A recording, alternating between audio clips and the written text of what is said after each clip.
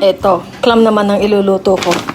I got this clam for a bag. Oh, mali. Sobra ng init. Nako, muntik na. So, I'm going to cook this clam. May tubig pala.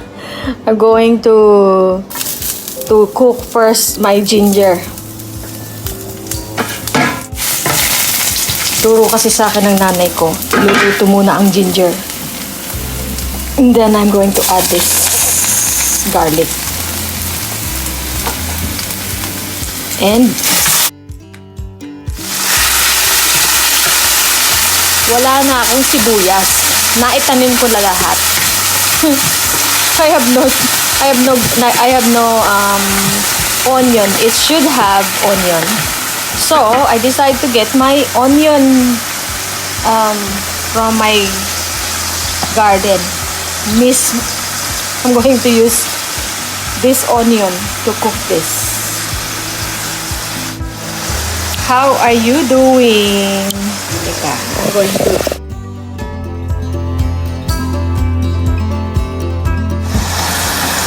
Of course, you need to put some water.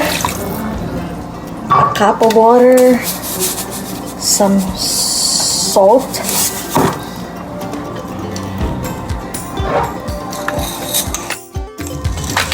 pepper. Thank you for waiting. And that's the one. You just need to make this boil until it's boiling. When it's boiling and this ingredients gets a little bit more cooked, I turn off the heat. That's why now it will take a while before it will boil. So I added salt, pepper, and let this pot boil. Oh, there's taste of salt, there's taste of pepper. So you just wait until this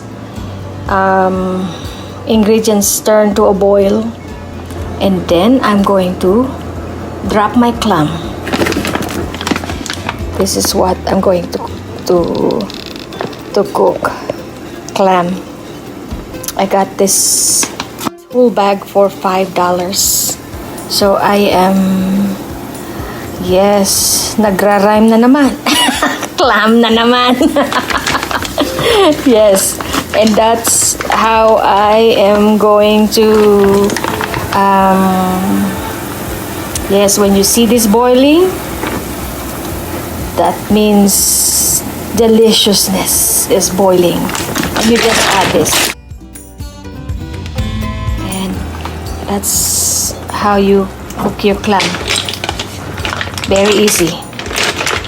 You don't need to keep this long because this clam is already half cooked anyway. How I cook my clam.